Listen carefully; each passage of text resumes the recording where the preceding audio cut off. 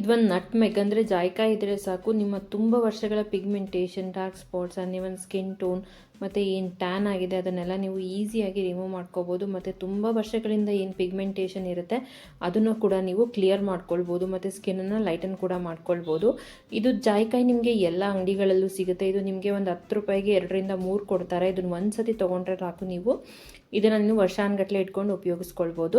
ನಾನೀಗ already use ಮಾಡಿರುವಂಥ ಜಾಯಿಕಾಯನ್ನು ಉಪಯೋಗಿಸ್ಕೊಳ್ತಾ ಇದ್ದೀನಿ. ಒಂದು ಈ ರೀತಿಯಾಗಿ ರಬ್ಬಿಂಗ್ ಸ್ಟೋನ್ನ ತೊಗೊಂಡು ಅದಕ್ಕೆ ನಾವಿಲ್ಲಿ 1 ಚಮಚದಷ್ಟು ಮೊಸರನ್ನ ಹಾಕ್ಕೊಳ್ಬೇಕು.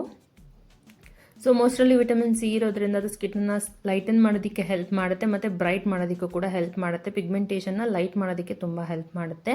ಇವಾಗ ಆ ನಟ್ಮೆಗ್ ಅಂದರೆ ಜಾಯಿಕಾಯನ್ನು ಈ ರೀತಿಯಾಗಿ ರಬ್ ಮಾಡಿಕೊಂಡು ಒಂದು ಪೇಸ್ಟ್ ರೀತಿ ರೆಡಿ ಮಾಡ್ಕೋಬೇಕು.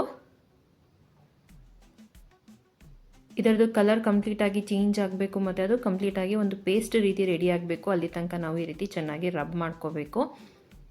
ಈ ನಟ್ಮೆಗ್ ಅಂದರೆ ಜಾಯಿಕಾಯಿ ನಿಮಗೆ ಎಲ್ಲ ಅಂಗಡಿಗಳಲ್ಲೂ ಸಿಗುತ್ತೆ ಮತ್ತು ಆನ್ಲೈನ್ ಶಾಪ್ಸಲ್ಲೂ ಸಿಗುತ್ತೆ. ನಿಮಗೆ ಬಿಗ್ ಬಾಸ್ಕೆಟ್ ಆಗಿರ್ಬೋದು, ಝೆಪ್ಟೋನಲ್ಲಿ ಆಗಿರ್ಬೋದು, ಜಿಯೋ ಮಾರ್ಟ್ ಎಲ್ಲ ಕಡೆನೂ ನಿಮಗೆ ಈಸಿಯಾಗಿ ಸಿಗುತ್ತೆ. 10 ರೂಪಾಯಿ ಇರುತ್ತೆ ಒಂದು ಪ್ಯಾಕೆಟ್, ನಿಮಗೆ ಅಲ್ಲಿ 2-3 ಸಿಗುತ್ತೆ. ಅಥವಾ ನೀವು ಅಂಗಡಿಗಳಲ್ಲೂ ಕೂಡ ಇದನ್ನು ಪರ್ಚೇಸ್ ಮಾಡ್ಬೋದು. ಸಾಮಾನ್ಯ ಗರಂ ಮಸಾಲ ಪ್ರಿಪೇರ್ ಮಾಡೋದಕ್ಕೆಲ್ಲ ಇದನ್ನು ಉಪಯೋಗಿಸ್ಕೊಳ್ತಾರೆ. ಇದರಿಂದ ತುಂಬ ಬೆನಿಫಿಟ್ಸ್ ಇದೆ ಸ್ಕಿನ್ನನ್ನು ಲೈಟನ್ ಮಾಡೋದಕ್ಕೆ. ಮತ್ತು ಪಿಗ್ಮೆಂಟೇಷನ್ಗೆ ಫಸ್ಟ್ ಅಂತ ಬರೋದು ಯಾವುದಾದ್ರು ಹೋಮ್ ರೆಮಿಡಿ ಅಂತಂದರೆ ಅದು ಈ ಜಾಯಿಕಾಯಿಂದನೇ ಮಾಡುವಂಥದ್ದು. ಈ ರೀತಿಯಾಗಿ ಚೆನ್ನಾಗಿ ಅದನ್ನು ರಬ್ ಮಾಡ್ಕೊಳ್ತಾ ಒಂದು ಪೇಸ್ಟನ್ನು ರೆಡಿ ಮಾಡ್ಕೊಳ್ಬೇಕು. ಇದು ನಿಮಗೆ ಸೇಮ್ ಕ್ರೀಮ್ ರೀತಿ ಆಗಬೇಕು. ಅಲ್ಲಿ ತನಕ ನಾವು ಅದನ್ನು ಈ ರೀತಿಯಾಗಿ ಒಂದು ಪೇಸ್ಟನ್ನು ರೆಡಿ ಮಾಡ್ಕೋಬೇಕಾಗತ್ತೆ. ಇದನ್ನು ನಾವು 2 ದಿನಕ್ಕೆ ಒಂದ್ಸಲಿ ಟ್ರೈ ಮಾಡಿದ್ರೆ ಸಾಕು, ನಿಮಗೆ ಆಲ್ಮೋಸ್ಟ್ 15 ಡೇಸ್ ಒಳಗಡೆ ಕಂಪ್ಲೀಟ್ ರಿಸಲ್ಟ್ ಸಿಗುತ್ತೆ. ನೀವು ಫಸ್ಟ್ ಯೂಸಲ್ಲೇ ನೀವು ಡಿಫ್ರೆನ್ಸ್ನ ಕೂಡ ನೋಡ್ಬೋದು. ಇವಾಗ ಬಿಸಿಲು ತುಂಬ ಇರೋದ್ರಿಂದ ಯಾರಿಗೆಲ್ಲ ಟ್ಯಾನ್ ಆಗಿದೆ ಅವರು ಕೂಡ ಇದನ್ನು ಯೂಸ್ ಮಾಡ್ಬೋದು. ನಮಗೆ ಪಿಗ್ಮೆಂಟೇಷನ್ ಇದೆ ಅಂದರೆ ನಾವು ಯಾವಾಗಲೂ ಎಕ್ಸ್ಟರ್ನಲ್ ಅಪ್ಲಿಕೇಶನ್ಗಿಂತ ಇಂಟರ್ನಲ್ಲಿನೂ ನಾವು ತುಂಬ ಹೆಲ್ದಿಯಾಗಿರಬೇಕಾಗತ್ತೆ. ಹಣ್ಣುಗಳನ್ನು ಜಾಸ್ತಿ ತಿನ್ನೋದು, ನೀರನ್ನು ಜಾಸ್ತಿ ಕುಡಿಯೋದು. ಸೊ ಇದರಿಂದ ಕೂಡ ಪಿಗ್ಮೆಂಟೇಷನ್ನ ನಾವು ಅವಾಯ್ಡ್ ಮಾಡ್ಬೋದು. ಚೆನ್ನಾಗಿ ವಿಟಮಿನ್ ಸಿ ಇರುವಂಥ ಹಣ್ಣುಗಳನ್ನು ತಿನ್ನೋದ್ರಿಂದ ಕೂಡ ಪಿಗ್ಮೆಂಟೇಷನ್ ನಮಗೆ ಆದಷ್ಟು ಕ್ಲಿಯರ್ ಆಗುತ್ತೆ. ನೋಡಿ, ಈ ರೀತಿಯಾಗಿ ಎಲ್ಲದನ್ನು ನೀಟಾಗಿ ಮಿಕ್ಸ್ ಮಾಡ್ಕೋಬೇಕು. ನಾವು ನಮ್ಮ ಫುಡ್ಡಲ್ಲಿ ಪ್ರೋಟೀನ್ ಮತ್ತು ಫೈಬರ್ನ ಜಾಸ್ತಿ ತಿನ್ನೋದ್ರಿಂದ ಕೂಡ ನಮಗೆ ಪಿಗ್ಮೆಂಟೇಷನ್ ಎಲ್ಲ ಕ್ಲಿಯರ್ ಆಗುತ್ತೆ. ಇವಾಗ ಇದು ಪೇಸ್ಟ್ ರೆಡಿ ಆಗಿದೆ. ಇದನ್ನು ಒಂದು ಬೌಲಿಗೆ ಟ್ರಾನ್ಸ್ಫರ್ ಮಾಡ್ಕೋಬೇಕು.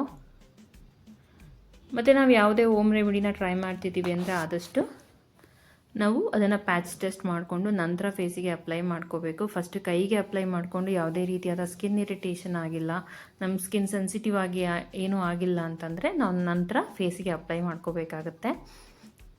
ಇಲ್ಲ ನಾವು ರೆಗ್ಯುಲರಾಗಿ ಈ ಹೋಮ್ ರೆಮಿಡಿನ ಟ್ರೈ ಮಾಡ್ತಿದ್ದೀವಿ, ಯಾವುದೇ ರೀತಿಯಾದ ಅಲರ್ಜಿ ಅಥವಾ ಸೆನ್ಸಿಟಿವಿಟಿ ಆಗಿಲ್ಲ ಅಂದರೆ ನಾವು ನೆಕ್ಸ್ಟು ಫೇಸಿಗೆ ಅಪ್ಲೈ ಮಾಡ್ಕೋಬೋದು. ಇವಾಗ ನಾನು 1 ಸ್ಪೂನಷ್ಟು ಅಕ್ಕಿ ಹಿಟ್ಟನ್ನು ಹಾಕ್ಕೊಳ್ತಾ ಇದ್ದೀನಿ. ಆದಷ್ಟು ಸ್ವಲ್ಪ ತರಿಯಾಗಿರುವಂಥ ಅಕ್ಕಿ ಹಿಟ್ಟನ್ನು ಹಾಕ್ಕೊಳ್ಳಿ. ಎಲ್ಲದನ್ನು ನೀಟಾಗಿ ಮಿಕ್ಸ್ ಮಾಡ್ಕೋಬೇಕು.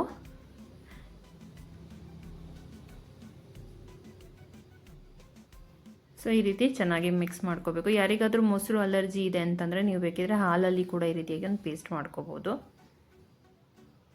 ಇವಾಗ ಇದು ಪೇಸ್ಟ್ ರೀತಿ ರೆಡಿ ಆಗಿದೆ.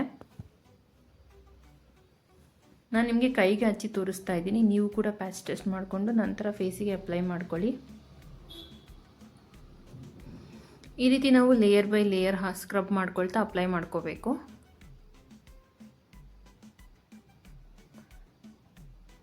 ಇದು ನಿಮಗೆ ಫಸ್ಟ್ ಯೂಸಲ್ಲೇ ಆಲ್ಮೋಸ್ಟ್ ನೀವು ಡಿಫ್ರೆನ್ಸ್ನ ನೋಡ್ಬೋದು.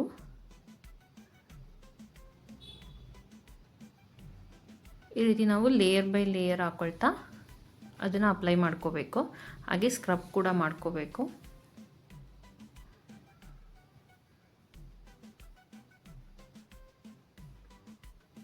ನೋಡಿ, ಈ ರೀತಿ ಲೇಯರ್ ಬೈ ಲೇಯರ್ ಸ್ಕ್ರಬ್ ಮಾಡ್ಕೊಳ್ತಾ ಅದನ್ನು ಅಪ್ಲೈ ಮಾಡಿಕೊಂಡು 2-3 ಲೇಯರ್ ನಾವು ಈ ರೀತಿ ಅಪ್ಲೈ ಮಾಡ್ಕೋಬೇಕು. ನಂತರ ಇದನ್ನು ನಾವು 5-10 ನಿಮಿಷ ಚೆನ್ನಾಗಿ ಡ್ರೈ ಆಗೋದಕ್ಕೆ ಬಿಡಬೇಕು. ಅದು ಹೇಗೆ ಡ್ರೈ ಆಗಬೇಕಂತಂದರೆ ತುಂಬ ಟೈಟಾಗಿ ಡ್ರೈ ಆಗಬೇಕು. ಸ್ಕಿನ್ನೆಲ್ಲ ನಿಮಗೆ ಟೈಟಾಗಿ ಫೀಲ್ ಆಗಬೇಕು. ಅಲ್ಲಿ ತನಕ ನಾವು ಅದನ್ನು ಡ್ರೈ ಮಾಡ್ಕೋಬೇಕು. ನೋಡಿ, ಈ ರೀತಿ ಚೆನ್ನಾಗಿ ಟೈಟಾಗಿ ಅದು ಈ ರೀತಿ ರಿಂಕಲ್ಸ್ ರೀತಿಯಾಗಿ ಅದು ಡ್ರೈ ಆಗಬೇಕು. ಈ ರೀತಿ ಡ್ರೈ ಆದಮೇಲೆ ನಾವು ಅದನ್ನು ಡೈರೆಕ್ಟಾಗಿ ನೀರಲ್ಲಿ ವಾಶ್ ಮಾಡಬಾರ್ದು. ಈ ರೀತಿ ಲೈಟಾಗಿ ಸ್ಕ್ರಬ್ ಮಾಡ್ಕೊಳ್ತಾ ಎಲ್ಲದನ್ನು ಹಾಗೆ ರಿಮೂವ್ ಮಾಡ್ಕೋಬೇಕು. ಈ ರೀತಿ ಮಾಡೋದ್ರಿಂದ black heads white heads remove ಆಗುತ್ತೆ. ಹಾಗೆ ನಮ್ಮ ಸ್ಕಿನ್ನಲ್ಲಿರುವಂಥ ಟ್ಯಾನ್ ಆಗಿರುವಂಥದ್ದು ಅಥವಾ ಏನಾದರೂ ಡಸ್ಟ್ ಆಗಿದ್ರೆ ಅದೆಲ್ಲ ನೀಟಾಗಿ ರಿಮೂವ್ ಆಗುತ್ತೆ. ಒಂದು ರೀತಿ ಕ್ಲೆನ್ಸ್ ರೀತಿ ಕೂಡ ಆಗುತ್ತೆ ಸ್ಕಿನ್. ಅದಕ್ಕೋಸ್ಕರ ಈ ರೀತಿಯಾಗಿ ನಾವು ಸ್ಕ್ರಬ್ ಮಾಡ್ಕೊಳ್ತಾ ರಿಮೂವ್ ಮಾಡ್ಕೋಬೇಕು ಎಲ್ಲದನ್ನು. ಡೈರೆಕ್ಟಾಗಿ ವಾಶ್ ಮಾಡೋದಕ್ಕಿಂತ ಈ ರೀತಿಯಾಗಿ ಮಾಡ್ಕೊಳ್ಳೋದ್ರಿಂದ ತುಂಬ ಎಫೆಕ್ಟಿವ್ ಆಗಿ ವರ್ಕ್ ಆಗುತ್ತೆ. ನಂತರ ನಾವು ನಾರ್ಮಲ್ ವಾಟರಲ್ಲಿ ಫೇಸ್ ವಾಶ್ ಮಾಡಿಕೊಂಡು ನಾವು ಇದಕ್ಕೆ ಏನಾದರೂ ಮಾಯಿಶ್ಚರೈಸರ್ನ ಕೂಡ ಹಚ್ಕೊಳ್ಬೋದು. ವಿಡಿಯೋ ಇಷ್ಟ ಆದರೆ ಲೈಕ್, ಶೇರ್, ಸಬ್ಸ್ಕ್ರೈಬ್ ಮಾಡೋದನ್ನು ಮರಿಬೇಡಿ. Thank you.